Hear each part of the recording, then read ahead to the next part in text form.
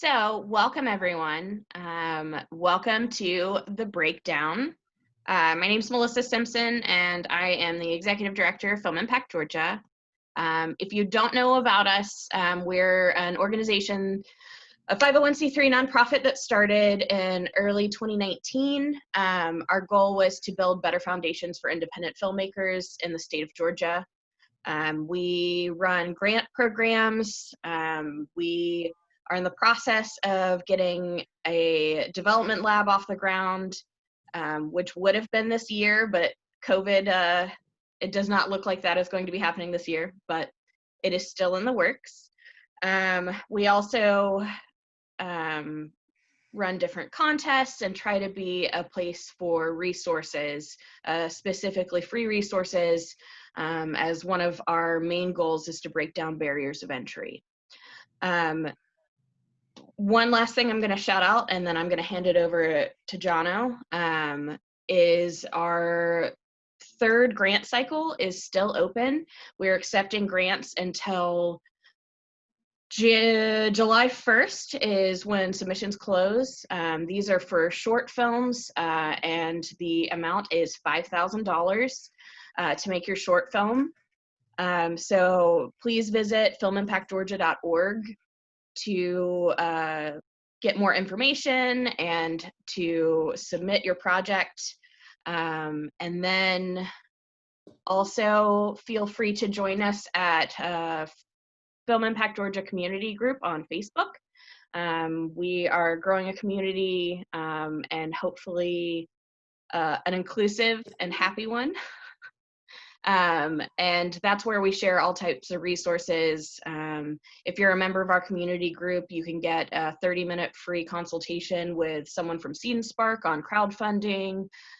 We have shared free books and other free resources there, so feel free to join us. And with that, I'm going to hand it over to Jono. Hello, everybody. Thank you so much for being here tonight. This panel is something that I wanted to do last week after I started to see a lot of dialogue specifically about white theatrical privilege. I wanted to take an opportunity to talk about the specific barriers to entry that we as actors or agents or casting directors or filmmakers face within the film industry. And one of those, the very first one specifically for actors and agents and casting directors, is the breakdown. One little paragraph, sometimes just a sentence about the characters that you are sending out or for actors or the characters we're playing that we then need to take and turn into real people beyond just simple stereotypes that a lot of them are normally written in.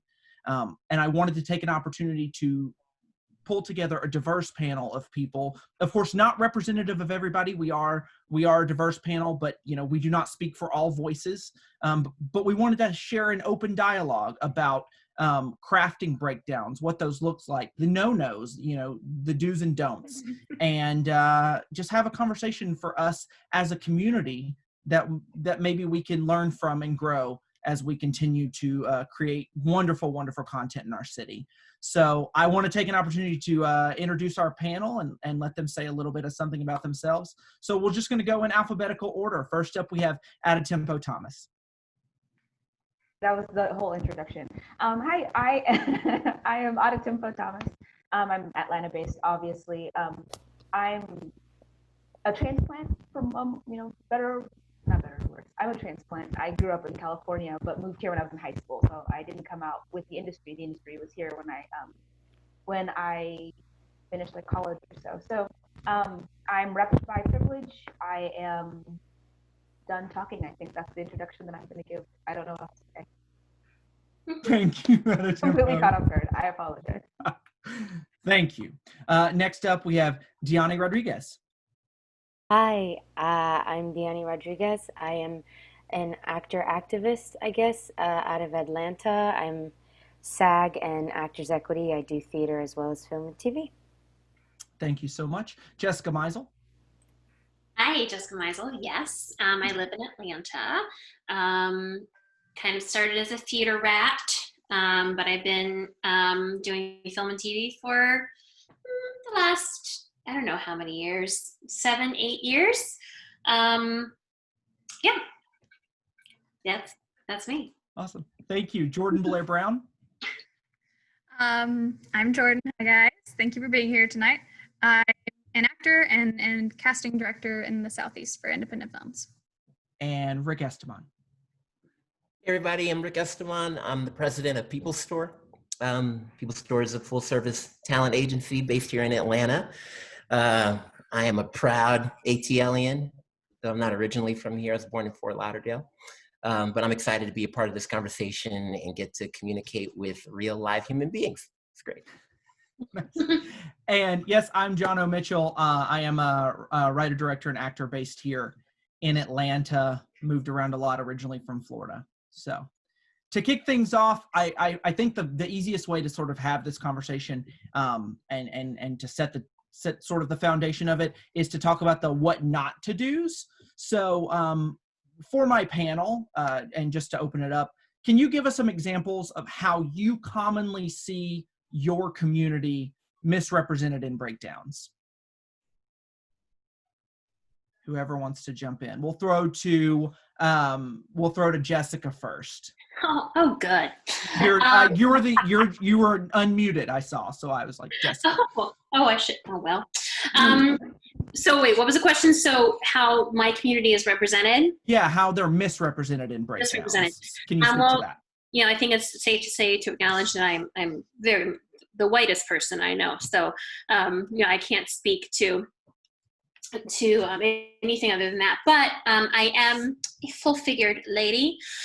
And I will say that there's this stereotype, or there's this idea that full-figured people are all very sad and dumpy and frumpy, and that we can't be sexy, and that we can't be the romantic lead, and that we're just generally very sad people, and that our life revolves around food. Yeah. Speaking to that, I myself just lost quite a bit of weight, and it's happened during COVID. So knowing that I was going out for similar roles, full figure roles, prior to that, I would take note of the words in a breakdown that I knew were coded for fat. Yep. I would take note of the word sweaty or solid. I actually booked something last year, and the word was solid. And then I remember getting there, and they were like, well, he's too big. Let's put him in Spanx. Oh my God. So, it's words like that we're looking at, right? When we're thinking about this misrepresentation, when we're talking about these stereotypes, chubby, cuddly. Well, also I guess, too, sorry to interrupt you. No. That what I don't understand with that is, like, as an actor, how do I act that? Mm-hmm. Do you know what I mean? Yeah. Like, if you want to have a specific description of what you want physically, then just, okay, have that there. But I remember a friend of mine, Matt Lewis, who some of you may know, years ago, he told me how he was like, I have an audition tomorrow for fat photographer. Oh. And he was like, I don't know what they want me to do with that. Like, how do I act fat?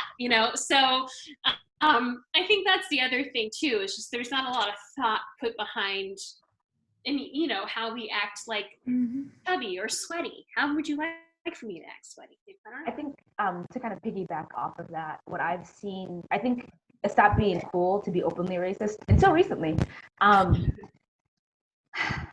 So in breakdowns, there's lots of coded, like, strong when they mean sassy, and I think more often than not, when they've bothered to actually write the character with them being Black in mind, as opposed to writing a character for a white man and then making the person a person of color later, which is kind of its own erasure.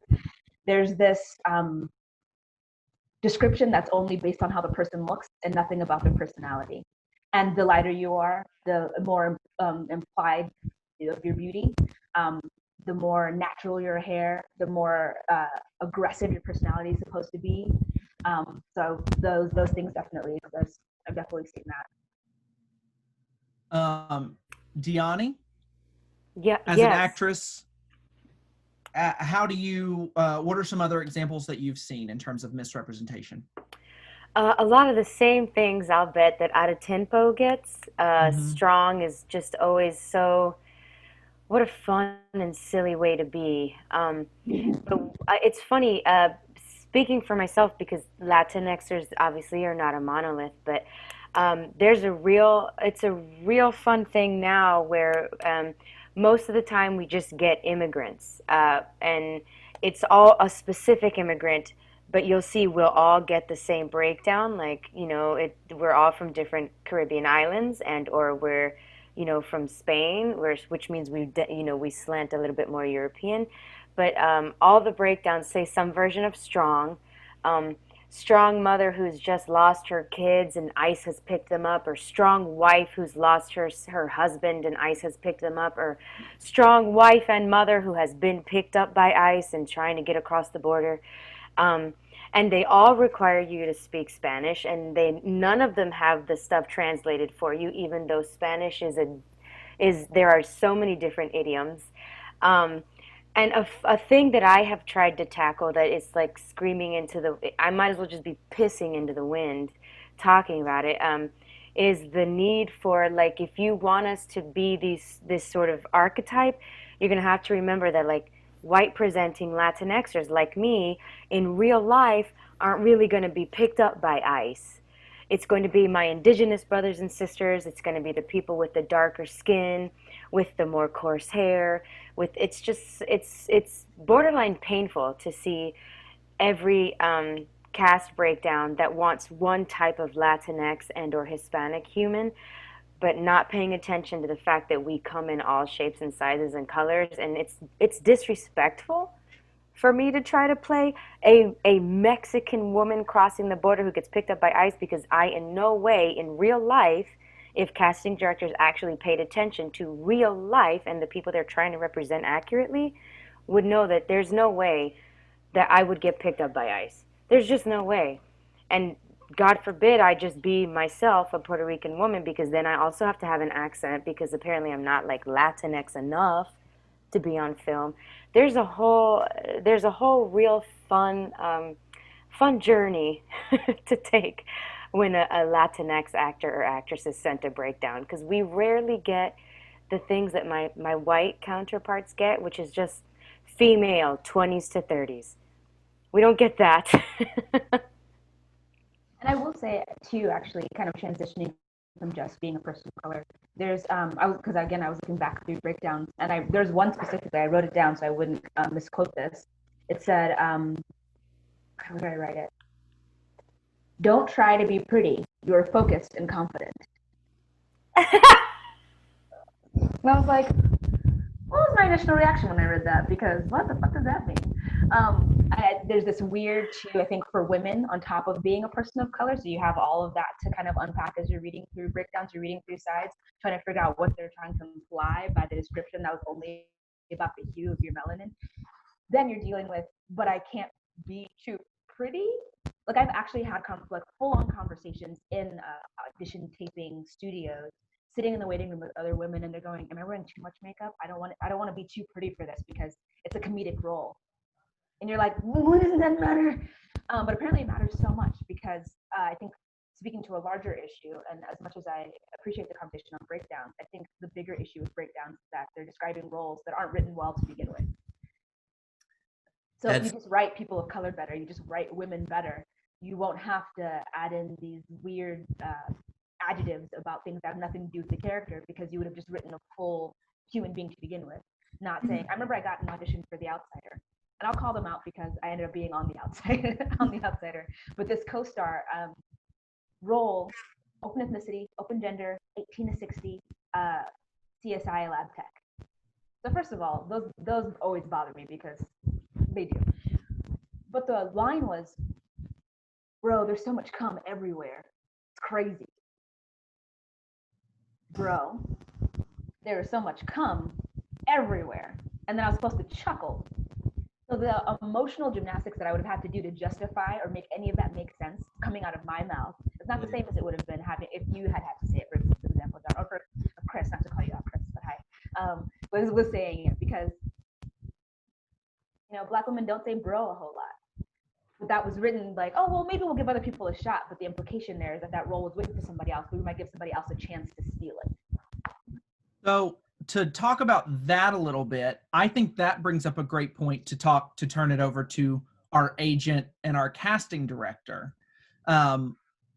With this example of Adetinpo getting, this casting call, and us sort of doing these, we get these roles through that are 16 to 60, CSI tech, male or female, any ethnicity. And we find that suddenly Jessica, Adetinpo, Diany, and I are all going out for the same role. As an agent, Rick, and as a casting director, Jordan, how do you navigate that in terms of submitting your roster or, calling in certain people on your end, Jordan? It's hard. Those breakdowns are the worst for an agent. If you ask any agent, when you just sort of have this giant sort of category where you could submit literally hundreds of people, it's tough. And you just kind of, at some point you start to make your own parameters and sort of use context clues with things that, with some of the other roles or whatever other information that you might have, to try to narrow things down and submit people that might make sense. But it is hard, because, ultimately what's being communicated with the breakdown that's wide open, is that they're not totally sure what they're looking for. Which could potentially be an opportunity for someone, but it makes it really hard. Certainly I can imagine for actors that are, they're trying to portray something, to not have more information and for it to be so clear that the people who wrote this role didn't really care about who this person is and how they fit into the storytelling or any of that. That's really difficult. Yeah. I think it really needs to come in because for me, those are like so fun to like find different varieties of who this person could be. Like on the time capsule in our callbacks, they actually ended up doing callbacks for the waiter role, which was a one-liner. And that was the most fun we had all day, was playing with those different people who came in for that role. I think in the breakdown, it should be more not like, I don't know, yes, tired waitress or that, but like finding like the core root of who that character is. Like actors find the meanings, they dig deep to understand like why they're doing what they're doing and what they want. I think if we wrote in the breakdowns really truly like who that character was at their core, maybe that would help actors go like, okay, I know that's part of me, or no, that's not me at all. Does that make sense? But yeah, Adetinpo. With that, for Rick and Jordan, because I know I used to be in a position with a different agent where the idea of you turning down a role was like, who do you think you are? Mm-hmm. So to read something that you feel is tone deaf or you're just not the right match for, there's this weird like, just be grateful for the audition, just be just so excited because other people aren't auditioning. Why aren't you more, you're turning down a role, the casting director saw something because they approved your audition, and your agent saw something because they submitted you, so maybe you're getting in your own way because they're, and some of it's just like, no, but in my spirit this is wrong. Right. If you have myself by saying no to something that morally feels incorrect for me. No. Like if you don't, if you have your no list, right? Like I don't want to do these. It's okay. Like you just respectfully decline. No one's gonna be mad for your boundaries, whatever they may be. I'm sorry. Go ahead. No, go ahead, Rick.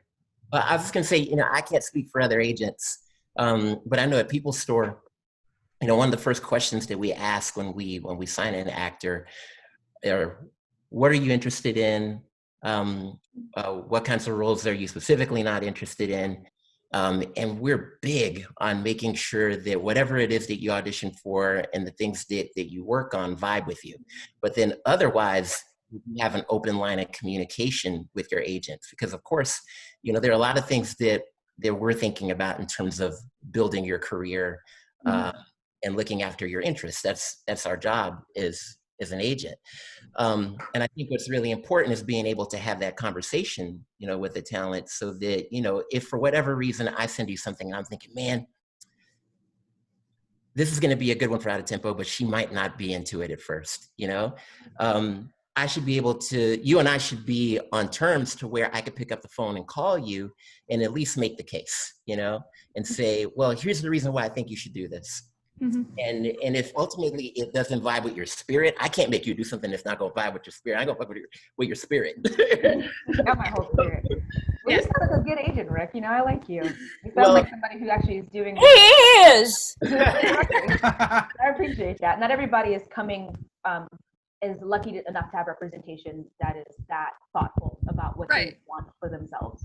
So, but it's this is your career side, your business side. You should have that relationship with that business partner because they're your business partner. But I do know in relation that I have had times where an actor declined a role because they read the little breakdown the production wrote and was like, hey, Jordan, this isn't me at all. And I had to go, no, you're my wild card. Like, I know I've seen your work before. I know you can do this part. They just don't know you because they're from, Canada or wherever.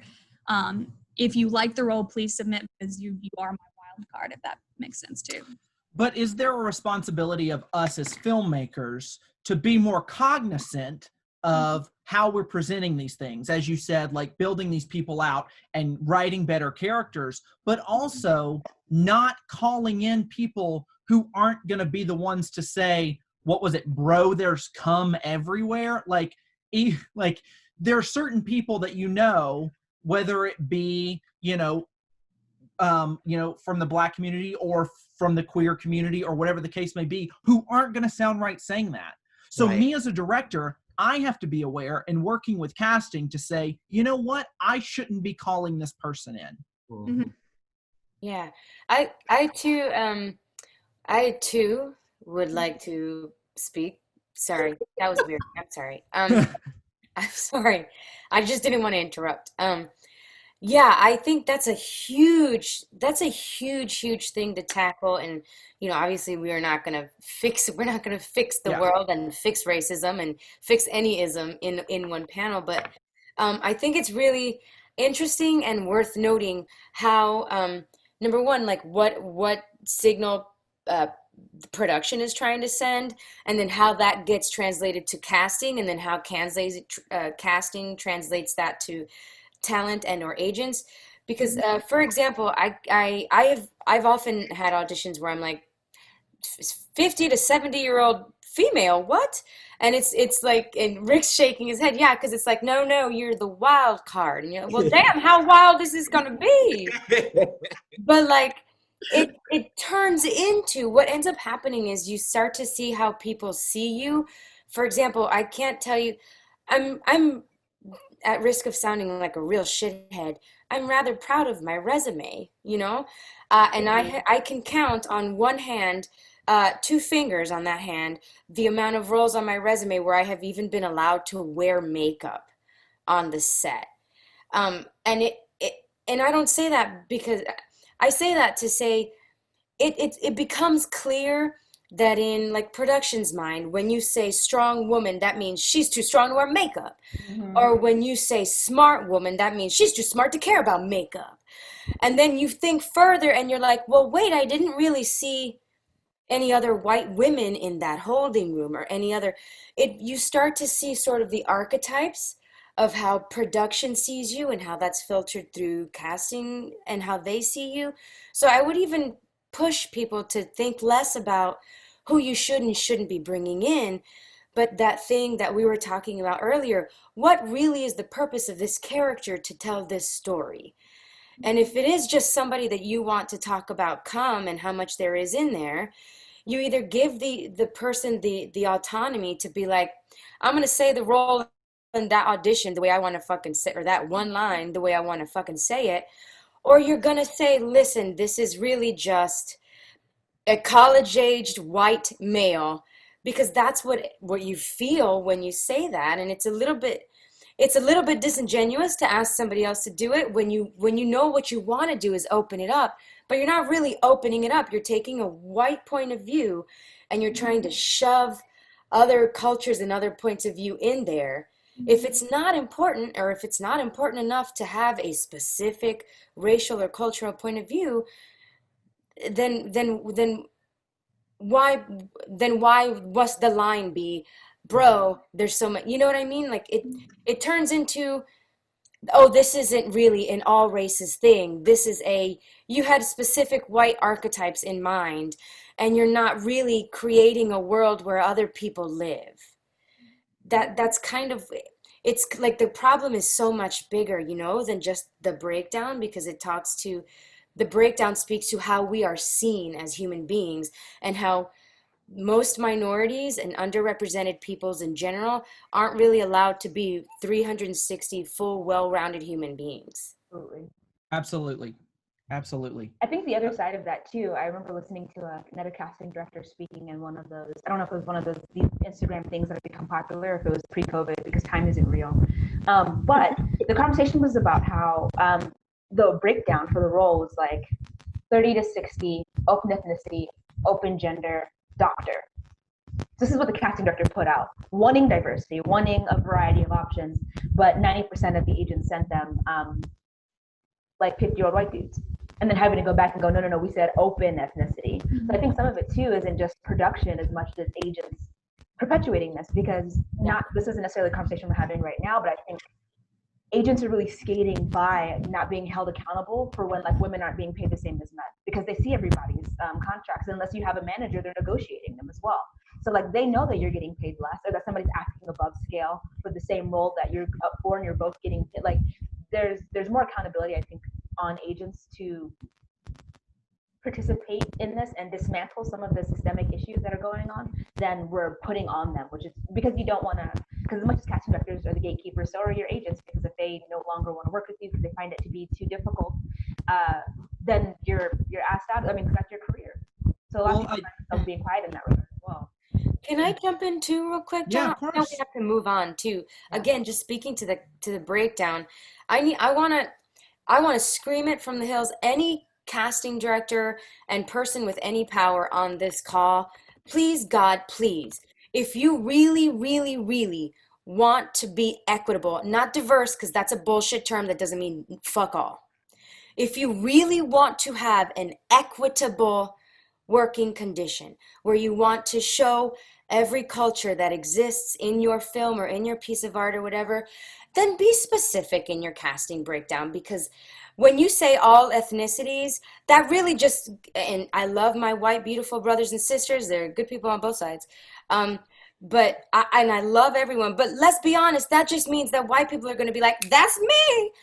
Not that casting directors and agents are going to feel the autonomy to put all the rest of us in there. If you really, really, really want a non-white point of view, then your ass better say BIPOC, or your ass better say underrepresented minority, or your ass better, because all ethnicities, that don't mean shit. White people are white as well. That's just another way to say, well, mostly white people are going to show up, but others can too. And you're also saying that white is the default. And white can no longer be the default if we really want to have a fucking conversation that changes the game. If we're really interested in having an equitable workplace, then we cannot fucking treat white as the default. We got to be goddamn specific. Because at some point, these choices can no longer be wild card choices. They need to be the top viable options at some point. And also, too, I'm going to just jump in. I think a lot of that sounds like laziness to me on their part. Like, I think that they don't want to really think about the depth of this character. They're like, oh, I'm just going to put allness. Like, they just, so I think that there needs to be some more work obviously done on their part to really put some thought into it and some care into it as well. So yes, and from the queer perspective, same thing. There's only so many times I can read for sassy gay man. I know in the breakdowns, if I get a queer role, they want it flamboyant. Casting, straight up, I'll say it, casting has stopped calling me in for gay roles because they know me now, and I do not swish it up for them. So that's just how it is. But there's an actor here in Atlanta, Sean Hankinson, who was asked in a class, do you only get called in for gay roles? And he looked at the teacher and he said, every role I play is gay because that's who I am. It doesn't matter if I'm a doctor. It doesn't matter who I am and what the character is. My version of that character is gay because that's part of me.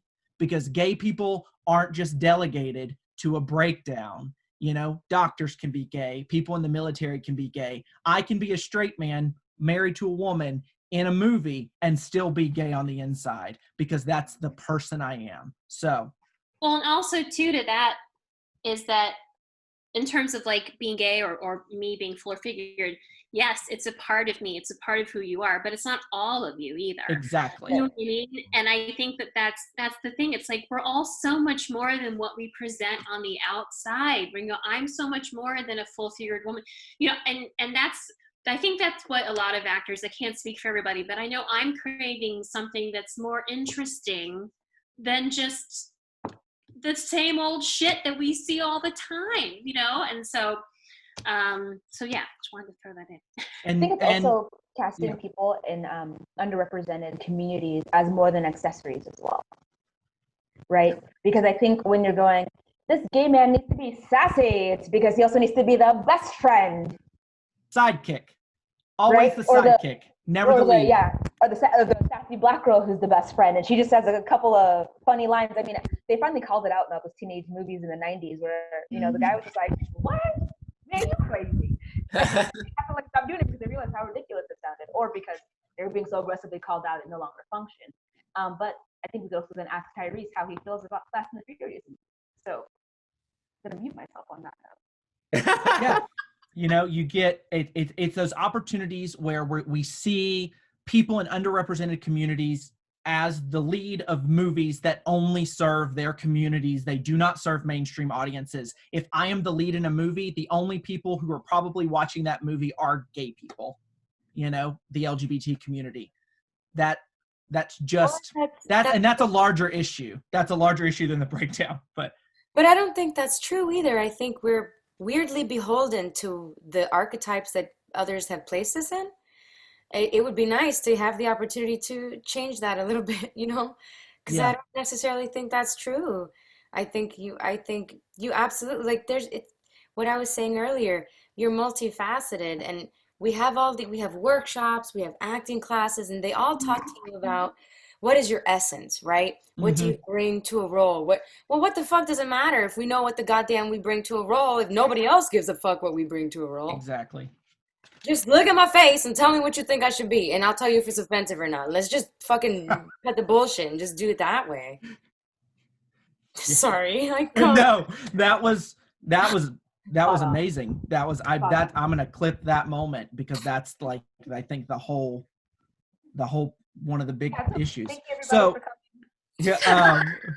Moving into our next question, you know, we've talked a lot about, you know, what the issues is. So how can filmmakers and, you know, studios or whatever who are not representative, you know, because a lot of times we see the films that we're making, you know, are being made by people who are not representative of this community. How can they be better allies and do better work to be more respectful of the communities they're representing? Maybe that's a loaded question. Maybe that's bigger than this panel, but I don't know. I feel like short answer, hire more people of color. Exactly. Hire more people from underrepresented communities and hire more than one. Don't let it be just your diversity hire because then negates them being there in the first place. Have people in the room where they don't have to pick their battles when something's tone deaf because they know something else is coming up. Let there be 3 or 4 Black people in the room, or 3 or 4 Hispanic or Latinx people, 3 or 4 Asian people, so that when it's time to have the conversation, they can go, yeah, that doesn't really work. And it's not them being difficult. It's just because it's true. Mm-hmm. I think when you have more voices in the room, you have a better sounding board anyway. I used to teach diversity camp, not diversity camp. I used to teach at leadership camp, and we would talk about diversity and inclusion, and we would say that diversity is more than just, you don't want a bunch of people who are gonna cheer rah-rah and be the loud ones in the group. Because you need people who are going to listen. You need people who are going to be the ones to strategize. You're going to be the ones who are going to be able to organize. because if everybody's exactly the same, you're not really making any sort of progress. I think that's the issue that we're finding, is that these writing rooms, I was looking at stats the other day where like 90, maybe not 90, 80 to 70% of the room is still white. 70, to 90% of the room is still male. So that's not helping change the conversation. And when it's on shows where then the cast is black, I can't tell you how many auditions I've gotten lately, and they're bigger roles, but it's still, when I look up who the writers are, they don't look like me. So when it's all of a sudden I'm supposed to be a quirky doctor at least, but then she says stuff like, "Bro, what you talking about?" And code switching is a real thing, but it's a thing that happens in a colloquial, natural way that I don't know many white men who can speak to that naturally and honestly without it being a caricature that they're putting on to tell me about what I'm supposed to be like. Because I still sound like this, which is also a problem when it comes to casting, like Diany was talking about earlier, because there are roles where I'm not black enough to play them. And for the record, I'm Nigerian at that. So then if it is an African role, I've read for like Somalian. If you've ever seen a Somalian person, they don't look like this. Right. So it just speaks to so many different issues. But I think in short, I would say have a wider range of who's in the room to begin with, and there'll be fewer issues. yeah. I'm sorry. I want to ask an extension of my question from earlier, hearing what Adetinpo said. So, we're not looking at like Marvel or like Netflix or these studios that have unlimited money, who have the resources. If we're speaking to the audience we have here with us today, who is one person in a room trying to get started for the first time, or are working on a budget of next to nothing with a script. If we're talking to these filmmakers who are creating things on their own, how can they, as tiny little independent filmmakers, do better work to be respectful of underrepresented communities or the communities they're trying to represent in their work? Can you repeat that? So listening to Adetinpo's answer, I find that is representative of like writers' rooms, people with money. The audience that's here with us today are independent filmmakers. We're making things on a shoestring budget. So I guess my question is, how can these filmmakers who don't have unlimited resources, how can we help them to understand how they can be more respectful of communities they're trying to portray in their work? Well, I suppose I'm sorry, Jordan. No. What I was going to say is that I suppose if what you're saying is that if you're like an independent filmmaker, then maybe you don't necessarily have the resources to hire whoever you want, which I think is absolutely the answer. That if you want to be respectful to these communities, you need to have people that represent those communities be a part of the process. But I think that at the very least, you should definitely do the work and research and at least try to consult with people from those communities. And do the best that you can to educate yourself. Because I've seen that. There's a movie, 8th Grade, that I thought was really brilliantly done. And it's a movie about white girls in middle school. And, and the guy who wrote this movie clearly is not a white girl in middle school and didn't particularly have that experience, but he did a lot of research and put a lot of effort and energy into educating himself as much as he can about that community, so that he can do the best job that he can to represent a story that isn't his, So I think that, if you don't have those resources, I mean, gosh, we have such a vast network now of being able to connect with people via social media, via whatever. It's so easy to connect with people that there's really no excuse to, at the very least, have a conversation with somebody from the community that you're trying to represent. 100% reaching out and collaborating and doing your research, having like table reads afterwards with a wide variety of people. I specifically remember one time I didn't work on this project afterwards, but I was on a phone call talking about casting for this film, and it was about African American lives and police brutality like 5-6 years ago. And I literally said to them, like, you know that all of you are 40-year-old white men like making this movie. I was like, this is not right. Like you need to reach out and get other people involved in telling this story, because this isn't even your story. And they didn't, and so I left. But you know, there's like Rick was saying, you literally can just get on Facebook and be like, hey, does somebody want to collaborate with me on this? At the very least, they're out there. There's so many, you know, like the Film Impact Georgia community group. You could reach out on there. Like so many groups that you could, you know, just take that first step. You know. I will also add to. Sorry, I'm going to take a quick phone call. I didn't want you to think I ran away. I had to take it. I'm so sorry. It could be some good news, so I'll share if it's Yay! Book the job.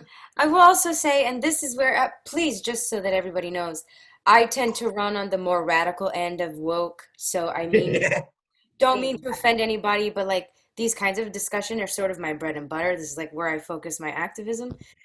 There are things we have to tackle, right, within our communities, within our sphere of consciousness that is pervasive, and those are feelings of entitlement, and those are feelings of superiority, a white supremacy that is pervasive. That is how the system is built, right? Which is why white is the default. We have to start becoming okay saying that there are some stories we do not get to tell. We just fucking don't, because they're not our stories. And that group of 40-year-old white men sound like, and they could be the nicest guys, but they sound like they feel entitled because it's a very straight white male driven world. But if we're just talking our you know, our job and our, what is this thing we do fucking called? Industry. It's pervasive because we have trained straight white men to feel like every story is theirs, because we have trained white people to feel like they are the default. We have to start having those uncomfortable conversations with the people we love, the people we care about, the people who are trying to make meaningful art, that there are just some stories that are not yours. You don't get to tell them. End of, point blank. And I know actors love to be like, but I am an actor. Am I not meant to be a chameleon? Sure, absolutely. But there is a line, and for anybody who says, where do we draw the line? To them I say, fucking somewhere. Because for goddamn millennia, for decades, and if we're talking, for my Black brothers and sisters, we're talking 400 years plus, where they have not only not gotten to tell their stories, they haven't been the authors of their own stories, and God forbid they be allowed to be anywhere in media. So if you feel like you can tell their story at this point, know that you cannot, and know that the world is changing, so that we have to let the people who are most impacted by these stories tell their stories, because for millennia, for generations, they haven't gotten to tell their stories. Why do you think we don't think Black Lives Matter? Because we haven't gotten to see Black lives in our media, because we don't get to see them like real multifaceted human beings, because white people have been telling their stories. We've got to let each other, we've got to share the space. And that's the other issue, is the unwillingness, again, specifically in white supremacist systems, to share that power. Because I can't tell you how many times, at least 20, 30 other white actors that I consider friends, like really good friends that I share my life with, that I lend support to, who have told me any version of, oh my God, it is so hard to be white in the industry right now. You are so lucky. Motherfucker, what? You're so in right now. Yeah, it's got to be like a change in, it's got to be a change in mindset that we all have to facilitate. And because it's not that it's real good to be me, it's that I'm finally fucking getting a small piece of the pie that you have always had. You are relinquishing your right to 100% of the work, and now you have to settle for 70% of the work. Mind you, I still only get 30% of the work, but somehow you feel robbed of your entitlement because you don't still have 100%. We have to start having uncomfortable conversations and talking about it like it matters, you know, like it's hurtful. That's a big way that I'm able to sort of change people's points of view on things, is not seeming angry, although I think I always sound angry. I don't mean to, but I generally always sound angry. But it's talking to the pain. Like I can't really explain the pain of never having seen a young girl like me on TV. The closest I got was Moana, and I'm 38. Like, that's fucking painful. It's fucking I've had many a late night car talk with Rick, because he's one of my best friends, where, you know, we talk about, it's really wonderful having grown up in the theater, right? And it's really wonderful getting to go see Peter Pan. Peter Pan's never fucking been a person of color. And if you don't goddamn get to see somebody who looks like you, who gets to fly, what do you fucking think? You think you don't deserve to fly? That you can't fly. That's what we're telling people when we're not letting people who don't look like us tell their own stories, and when we're feeling entitled, and when we tell our friends that because you get to share a part of the pie now, you've made me feel less than. That's not the case. The case is we're finally getting a small goddamn piece of the pie, and we're nowhere near where we need to be equitability-wise, and we have to start to work on those feelings of entitlement that pervade our industry, because if we don't, it's not gonna fucking change. There was a casting director last year who pretended to have a reading of Lysistrata for women of color. Right. And he put out a cast list of like 13 people, and every single fucking one of them was white. And I went to people who in this room knew that I was like, I went bombastic. I burned his shit down on social media. I had to be called into People Store because they were like, please don't piss off casting directors. But I was like, hey, at first, you know, I was like, hey, bro, you need to know that Black women, if we're talking Planned Parenthood and we're talking mortality rates, then that affects Black women more than any other section of women. And you not only don't have any Black women in this cast, you only got the whites. And I brought that up to him, and he was real cool at first, and then he was real shitty about it, and he straight up told me, but Diany, I tried to find Black women. I talked to Tyler Perry Studios. I don't know if anybody in here hears how ridiculous that is. In Atlanta. Atlanta is where we live. If you can't find people of color to be in your goddamn little fucking table read in Atlanta, you can't be a casting director anymore, Broham. You're not a good casting director. Like, we have to talk about that, because that's all his answer said to me. It was, I am entitled. I did the least amount of work, and don't come at me because I'm not representing you. But those are the kinds of conversations we have to start to have. Yes. Sorry, I'm done. I want to say, as like, to all my white content creators here, none of you are important enough to not take feedback. Sorry. I'm telling everybody in the audience, and you come at me. Nobody here is important enough to not listen. You can take feedback. You do not need to control 100% of the things. You can listen to your cast. You can listen to your crew. And I promise you, each and every one of you, you're going to make a better product if you do. Mm-hmm. Mm-hmm. Can I just also, Diany stepped to the pulpit and just gave a great sermon. I mean, when I tell you that this, like, so there's a couple things I want to say. The biggest, though, is to her point, the whole diversity is in right now, so there aren't roles for me, or I can't get an agent because of it, but I bet you're having a great time. Or aren't you so excited because Tyler Perry's studio is bigger now, but I'm also not Black enough to audition for Tyler Perry projects apparently, is that the roles that we are still getting are the sassy, are this entire character speaks Spanish, this entire role is in Spanish, it's 5 pages of dialogue, and I'm giving them to you in English for you to translate them. So, like, even the scraps that we are still getting, we are being told that it's a diversity hire, that it's because, you know, because your skin is in right now, that's why you're getting it. And it's one of the most infuriating feelings. I was watching TV with the child recently, And she turned to me. She is half Korean and half white. And she said, "Why are all the pretty women in this movie white and blonde?" And I said, "That's a really good question. But you do know that you don't have to be white or blonde to be pretty. You're very pretty. And on top of that, you're also very smart." And she said, "I know," and like walked away and moved on. But meanwhile, on the inside, I'm going,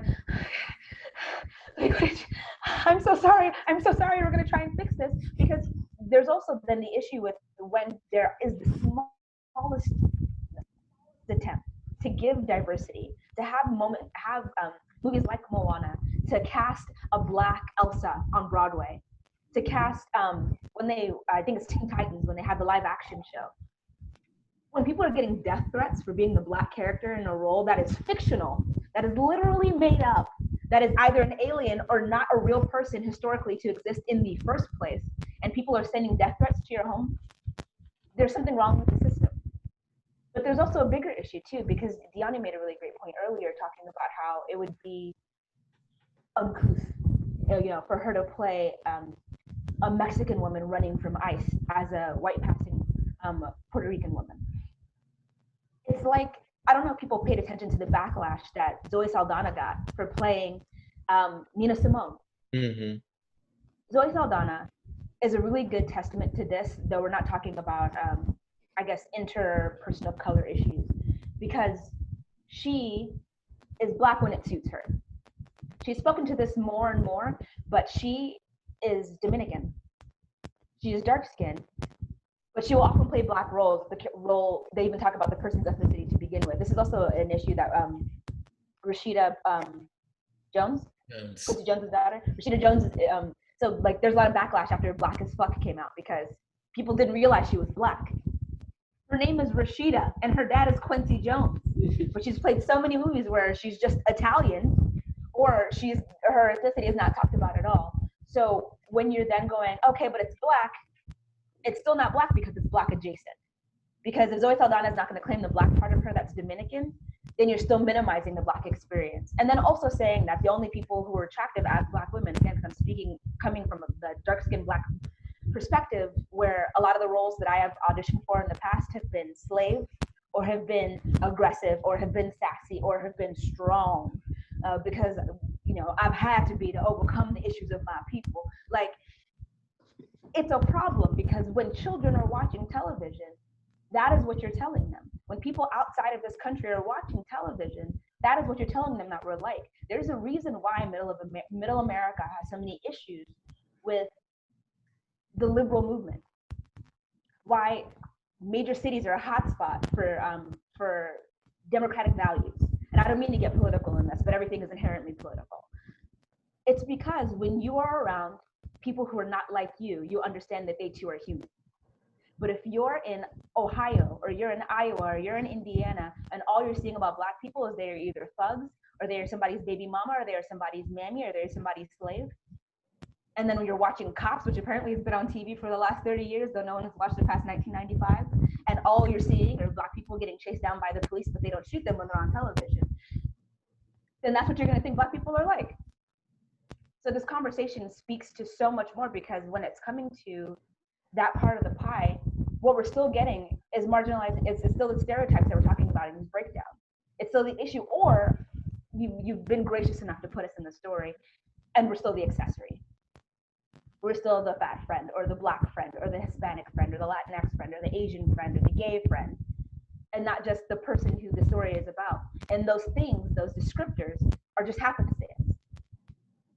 Yes, I'm Nigerian. Yes, I am Black. But I also really like Death Cab for Cutie, and I watch a lot of Ancient Aliens. I also love SZA. So like, come for me, right? But people are complex. But if you fail to show that complexity, it was reflected in the one place you can't hide it, in the breakdown, because you have nothing to talk about, because that character is not substantial in any way. Also, as I digress, what also becomes a problem then is that the gimme roles, the leftover roles. I was sitting on set for Black Lightning and bumped into somebody who said, oh yeah, I figured I was kind of a shoo-in for this one-liner, because on Black shows, white people get the co-stars, and on white shows, people of color get the co-stars. Give me their name. Yeah. Say their name. Actually, Text me. I'll text you. I'll text you. Text me later. Because you'd be surprised who it was. But those kind of comments become very disheartening, because that was the first episode that I was in, one of 8, not to, my hair, but I was so excited. I was so pumped to be there, to have this opportunity. And I essentially got told that the chance I have is because of my skin. And not because I was playing a role that was perfect for me. Not because I have a master's in acting and went to undergrad and studied and been doing theater and acting for 15 years, but because you're Black and it's a Black show. So congrats. So people really need to hear themselves and watch out for how it's coming and be prepared for the change, because the change is coming whether people like it or not. Thank you. And I think that is a great message to end the main portion of this. And now for the last 25 minutes, I would love to open it up to Q&A. So I see that we have a lot of stuff in the chat. And Melissa, we're going to turn it over to you for any questions coming in from our audience. Yeah, I've got like 5 or 6 questions to start us off with. So we'll get to as many as we have time for. The first one is, as a casting director or agent, if you received an objectionably offensive breakdown, would you call out the producer, director, writer? What will you do in order to foster that dialogue with submissions? What sort of responsibility falls upon agents and casting directors in regards to mitigating or eliminating bigotry and racism within breakdowns? It's a long one. That is a really good question. And honestly, one of the reasons why I'm here is, of course, to get to share my perspective, but to also get to learn and figure out, from my vantage point as an agent, how I can do better. And I can tell you that for me personally, there's always sort of this inner struggle that I have in terms of what is my job actually as an agent. And that ultimately there is a creative process that's going on. And I feel like for me as an agent, that my main primary goal is the interests of my actor, which may not always be in line with what you guys need for your project. So I don't want to meddle in a creative process, but I need to protect the sanity of my actor. I need to protect the confidence of my actor. And so, yeah, I think that typically when we see breakdowns that have, potentially offensive language in it, we change it. And we'll go in there and we'll make those changes, and then we send it to the actor with less offensive language. And maybe perhaps that's not the way to go about doing it. That we need to go back and have a conversation with casting and say, hey, listen, I can't send this to my actor. And also, if I'm going to go in and change what you're intending, perhaps I'm not communicating the right message in terms of what you want to see. So you need to think about what it is that you need. And those are difficult conversations that Diany points this out to me all the time. And we've heard her say it here tonight, that, that there are hard conversations to have, but I think probably a silver lining, of everything that's happened and everything that's going on is that we're having conversations like this, and that people are going to feel more encouraged and more emboldened. And I feel now that when I go to have a conversation with a producer or a casting director, when they send me a breakdown that's in Spanish, or that needs to be in Spanish and it's not translated that way, that when I go back to have that fight, that they're going to listen because of everything that's happening now. So yes, we should take advantage of the fact that people are listening, and that there are people who are on the hot seat, that they got to do the right thing, and we have a responsibility to make sure that the right thing gets done. So. Can I hit that up for a second as well? Yeah. I just want to throw out there too, this is another instance in which people of color really, and I kind of hate it because it sort of robs us of our power, but our white brothers and sisters have to take up this battle for us. because Rick knows I'm a very difficult person to represent. Rick and I were talking about how yesterday, how I literally, when I was I don't know shit about shit, but I definitely, with my fucking uppity ass, threatened to sue Rick one time. And we're friends. We've been friends for a decade. It's true. But there's a difference between me constantly having to have the conversation with my beautiful agency whom I love about, yo, stop fucking sending me 11 pages worth of dialogue in English that I am then expected to translate. Number one, I am not Mexican, so my idiom, my dialect is different. So not only can I not use my native Puerto Rican tongue, I gotta translate. I gotta talk to my Mexican friends and ask them, hey, can you help me out with your different types of. I've taken a workshop with Sarah Mornell, and we have a group called Mornellians. And every time there's a thread that's like, hey guys, can somebody help me with this Mexican accent? I cringe because again, it's just like, it's like a larger problem, right? But it's also like, I've had the conversation so many times.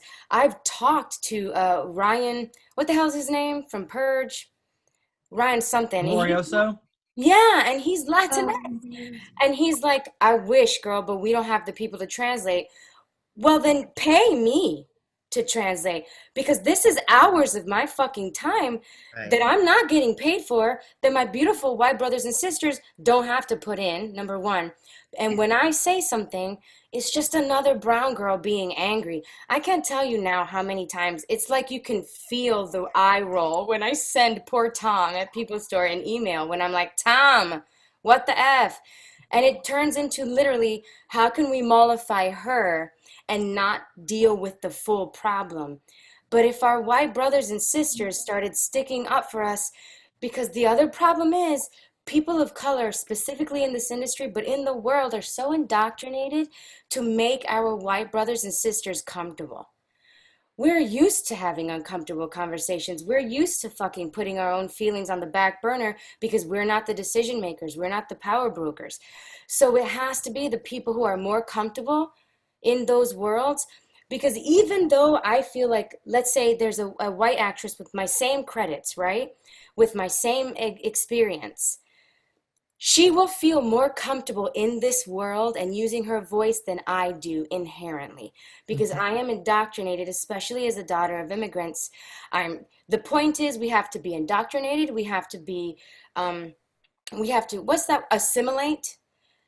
We have to assimilate. We have to indoctrinate ourselves. And when we do push past our own discomfort to try to call attention to something, it's never taken with the intention that it's meant. And we don't, like I've tried to get my beautiful Latinx brothers and sisters to sign a petition. I'm always doing like a petition. Hey, y'all, please, if we really want to not translate 11 pages of stuff, it needs to be not just me. And they all agree, and they all think it's wrong, and they all know that they're expending hours of their lives doing this, but they won't say shit. Because we know that we're on the bottom of the totem pole, and that they can always get another brown person to play the maid or play the sexy girlfriend or play the prisoner. They know without our white brothers and sisters to fucking help us forge those changes, it's not gonna matter, because we already don't have any power. So who the fuck cares how we think? And it's a matter of battling fear. There is an inherent fear as new actors or as performers that if we speak up and speak out about these things, they're going to blacklist us. And I think that if we can all, little by little stand up together and make these arguments and fight, especially for those of us who are white and can make that fight, because, that's the position that we're in. Fucking unfortunately, that we don't have to normalize this fear that people of color and the Black community and the queer community and everyone are going to lose opportunities simply because they are speaking out for what's right. So add. If I could Sorry. just kind of add my 2 cents to that. I was actually thinking about this the other day about like why, there's something going on in the theater world right now where someone's being called out and things that I've known about for a really long time and never spoke out about. And I was thinking like, why didn't I say anything? Like, why? Asking myself. And I thought back to a time when I was in college, and I don't know if any of you went to like the cattle call auditions in college where you would audition for like, 100 theater companies or whatever, and you have like 60 seconds, whatever. And I remember my freshman year of college, I went, and like the old white dude that was leading the whole thing was standing at the front. And he was like, by the way, you're not a name, you're just a number. And nobody flinched, like we were all like, okay. And so, and then I remember thinking back also to like when I was living in New York and I would go into these cattle call auditions, no one would bother to look me in the eye when I walked in the room. And so I think there's this idea that we don't matter. Not everybody, I don't want to speak, but I know that I felt that way for a long time. And I think it's something I'm just now kind of realizing is not the case. But I think the people in charge want us to feel this big a lot of the time. And I think there's power in numbers. So I think if all of us come together as one and say, no, I'm no longer going to allow this kind of behavior, this kind of treatment to take place, then I think that's when real change can happen. I think those issues are built on a bedrock, specifically from what I'm seeing in the theater community here in Atlanta. And this is a whole separate conversation, and that's a whole separate panel that can last hours. But what we're seeing there is we're seeing small theater companies built on a bedrock of narcissism and white supremacy do these things. I get so mad. There are people that I love. Again, I love them. I love them dearly. But to see two large ensembles of 16 people on stage and to see only two characters in one and one character in another be Black people, and then in one show see the one Black person has the least lines, and in those lines you made her rap, that is a problem. That is a problem because you, as a theater director, have to be open, and us as content creators in general have to be open to this dialogue. We have to be open to people of color coming to us and expressing concerns. And we also, because we're in the position we're in, have to be comfortable seeking out these answers on our own. It is not their responsibility to educate us. We've had the time, do the work. Sorry. Now Well, no, if I could also, on top of that, I think not only, we can't be afraid of what the consequences may be also. I think that's the other part that I'm learning is that speaking up for myself, if that means I'm not going to get the job, or speaking up not only for myself, but more importantly for the fellow people in my room or in the room, maybe those are the people I want to work for anyway. yes. And so anyway, those are just some things that I'm really learning about. And I know I want to work with people that have integrity and have, that want to learn and grow. And unfortunately, I think there's still a lot of people at the top of the food chain who just don't care. But I really do think that if it's kind of like in the grocery store when we demand we want organic products. And so those are the only things we buy. Pretty soon you're going to see more and more options. Like it's the same thing where if we demand, if we use our voices, then I think we can really make some real change. Yeah, Yes. There was a project last year I remember I really wanted to be a part of, but I wasn't being treated very well because I was a woman and I was young, and it's like, oh, do you even know how to be a casting director? And it got to the point that I left that project because if they were going to treat me that way, they were going to treat my actors that way. You are not going to treat my actors that way. I will like karate chop you, So like I ended up leaving that project because I don't want to help bring that to life, just like the one with the, 40, 50-year-old white men trying to tell a story that wasn't theirs. I think something to kind of toss in here, just as like a vocabulary word for the context of this conversation, is the importance of understanding how and why not to tone police. I think, especially as we've gotten further into this conversation, I felt myself, because this is what Diany was speaking to, and when she was saying that, I don't mean to sound angry, I know that I've been watching myself and making sure that my face isn't resting in a way that implies that I'm frustrated or that I'm feeling too strongly about what I'm saying, or even Jono's is having to kind of apologize because for the marginalized groups that we represent, we're constantly being told that even if what we're saying is factually accurate, is poignant in a way that needs to factually accurate. Sorry, is accurate, is poignant, is just in its application. Because I didn't say it nice enough, I don't want to listen. Somebody who's not going to want to listen. So I think if you're feeling any sort of difficulty in this conversation, and it's mostly targeted at tone, I think also check on the definition of tone policing and why that is rooted in bias and often white supremacy. Not to say anybody's a white supremacist, but it's worth knowing what that means while you're listening to people and while you're talking to people, and how in these conversations, telling somebody how the way they're delivering their message is a problem. So just wanted to throw that out there. Thank you. That is a wonderful, wonderful point. And I'm not going to apologize again for getting mad. Watch me. Melissa, do we have time for one more question? Yeah, we've got time. I'm going to try and at least get in 2 more because we've only answered 1. Okay. We answered it very thoroughly. Yes. Well, and the questions leads into a whole nother discussion, so it's all good. So this one is actually a nice, happy question. Do you have any examples of descriptors you really like seeing and would want more of? What kind of words get you really excited about a role? So positive. From a queer perspective, I'm just going to say what gets me most excited about a role is being called in for a role that doesn't mention that it's queer and giving me the opportunity to make it queer anyway. That's what makes me excited. If I have the opportunity to get called in for something that, if it's an everyman, let me be every man that I am as someone who is a very aggressive homosexual. Like, let me be so gay. Like, and also like my own version of it from the queer perspective. I can just say I get real excited when I get to be like the pretty girl.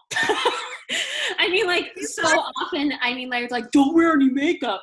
And or they want me to be frumpy or I remember I got one audition that was like, she's sexy and she's comfortable in her own skin and owns her body, and I was like, yes. So I just but again, I think also too, just something that isn't defined by my weight. Just if there's no mention of what my weight is, I'm thrilled. Then again, I'm not ashamed of it, but I don't want that to be the only factor, the only thing that defines this person. Mine is a little bit boring, but honestly, like anytime I can, again, speaking to the, the white supremacy that and please don't get offended if I say that, it's the system, it's not, and also white supremacist does not mean, burning crosses in the white sheets. I benefit from the systems of white supremacy because I have lighter skin. I have trafficked in those systems of white supremacy. We all are complicit, right? Now is the time we change that. So I know that can be really uncomfortable. But for me, literally, just anytime my ethnicity is not mentioned, because I know that it's meant for a white girl, and that's again because white is the default. Anytime, and when I have booked it, I'm like throwing dollar bills, and I don't have that kind of money to throw, but I'm like, who wants it? Because I stole it from its rightful owner. So straight up, honestly, anytime I hear, she's a smart woman, or she's very thoughtful, she's patient, these are the circumstances in which she lives, she XYZ, I'm like, oh yeah, that wasn't meant for me, but I'm gonna fucking take it. It doesn't make me realize how low this bar is of accomplishment. Yeah. Because mine would be the same as Jessica and Diany. It's when the role is just you could tell it's a whole person. It's more than a couple of words. It might be 2 sentences, if not 3 sentences. And it's like a full-fledged, like kind of quirky, but like knows her strength. Like it's just a whole person and not sassy mammy slave. That always feels good. I used to get, I don't anymore because I was like, please stop, but I commonly would get called in for cop. I'd get called in for racist, and a lot of times I'd get called in for racist cop.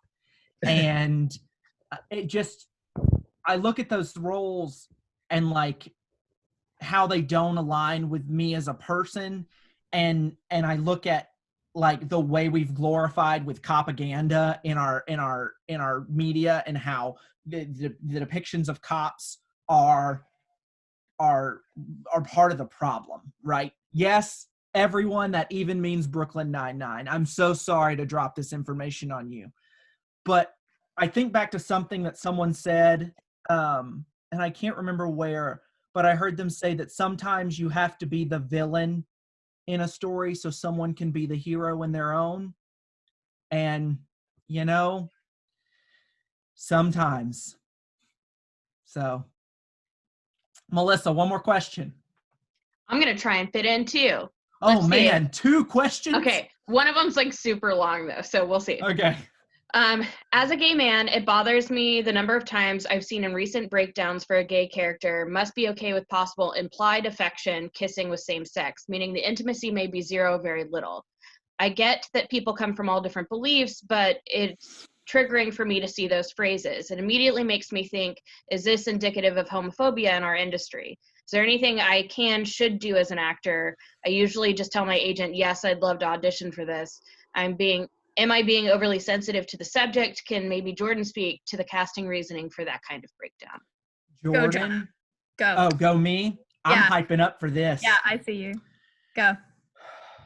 This is not indicative of homophobia from our end as content creators. This is indicative of homophobia of making straight actors comfortable to play gay roles. This is not indicative of me as a content creator asking you as a gay man to be comfortable with very little affection on screen. It is me. Oh, I'm gonna cry. I'm mad. It's me as a gay man trying to make content that's representative of my community and being forced to ask straight men to do the bare minimum to represent the person I am. It is all too often that we see straight men who will say, I will not play gay to kiss a man, but I'm cool with playing gay. And this is why I will fight for the opportunity to cast a queer actor in a queer role over a straight man any day of the week. And I don't want to hear this nonsense from straight man. Well, if I can't play gay, you can't play straight. No, I can play straight because I'm willing to play the version of straight that you get to play every day. I'll kiss a woman. I'll have intimate scenes. But if you're not comfortable enough in your masculinity to represent a gay man as they should truly be represented in all facets of their life, do not take these roles from my community. Do not take these roles from me. I'm so goddamn sick of that bullshit.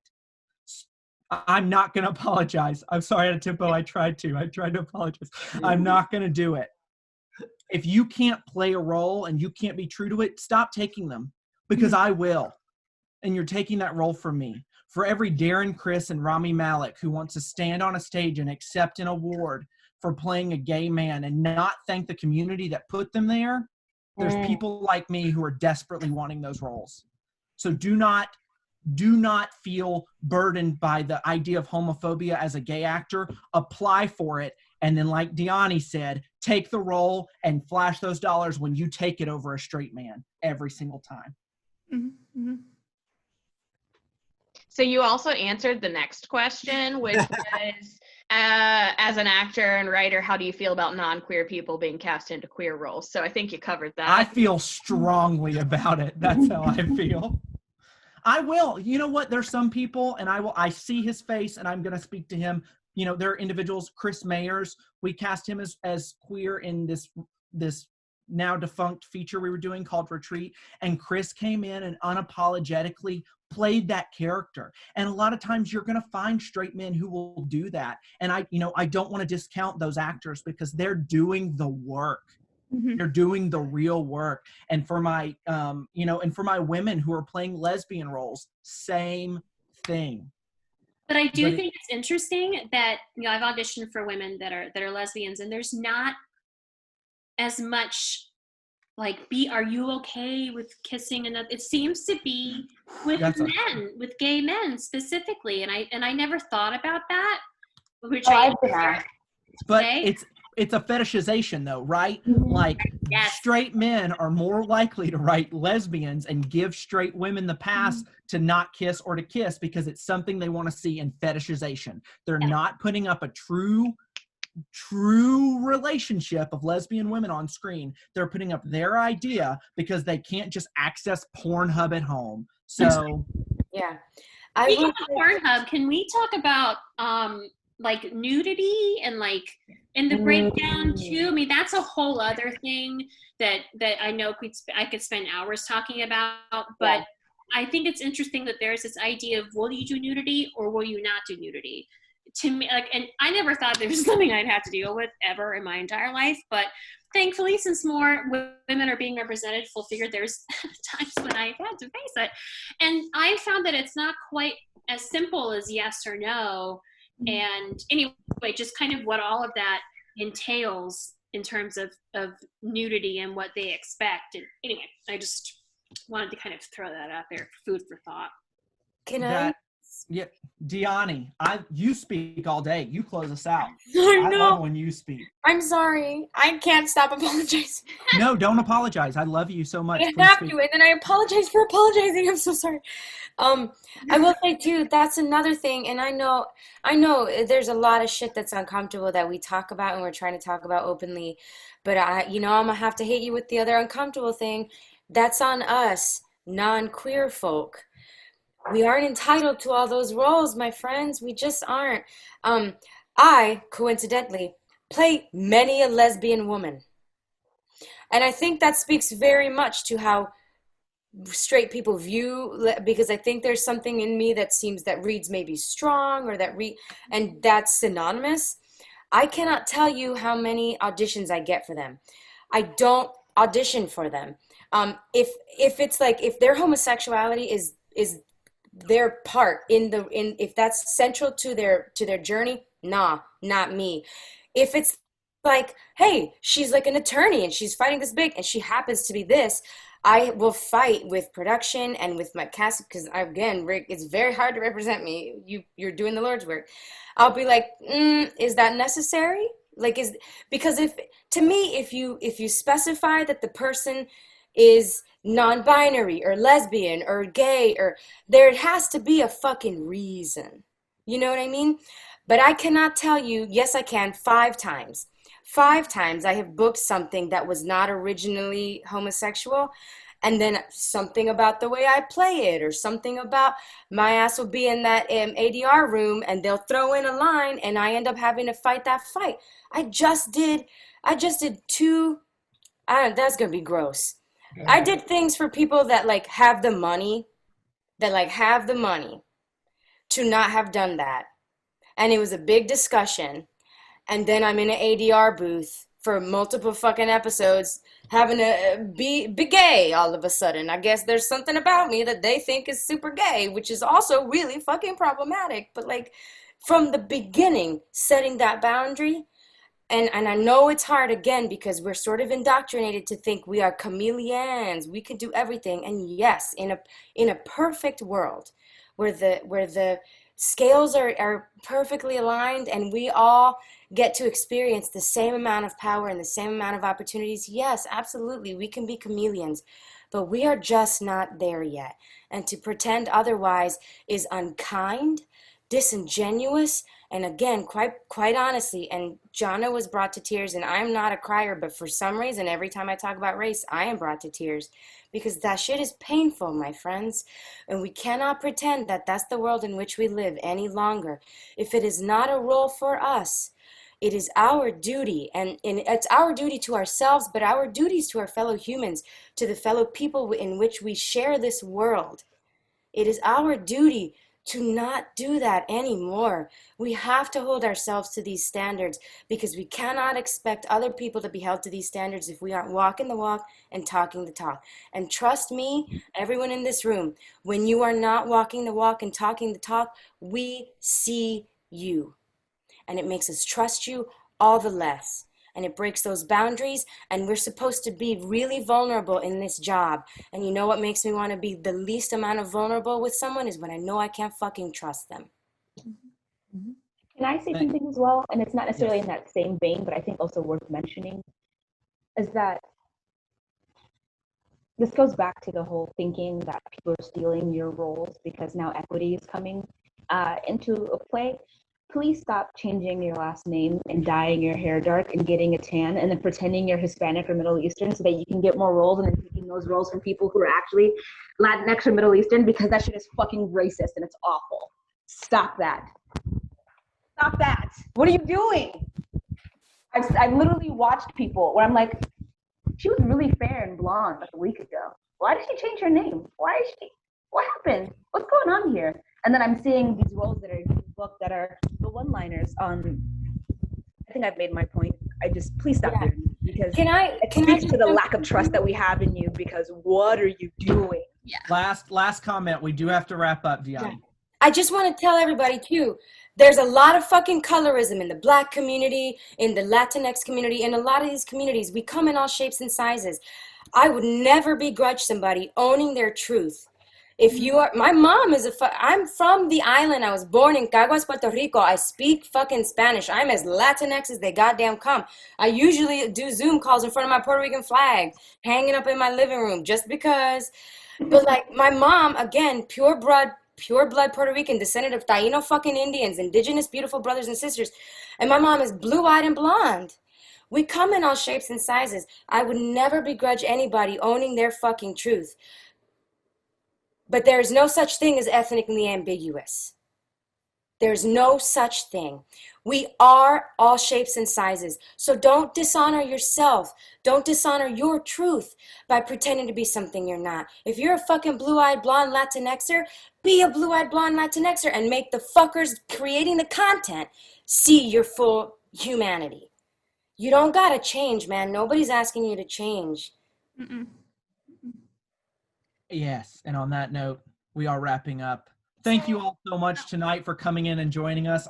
Again, as everyone said, this is a tough conversation. We are not representative of everyone. We are a small group who just wanted to have a discussion and share it with you, the Atlanta film community. Thank you, Rick Estimond, Jordan Blair Brown, Jessica Meisel, Diany Rodriguez, and Adetinpo Thomas. Thank you to Melissa Simpson and Molly Coffey for giving us the platform to have it.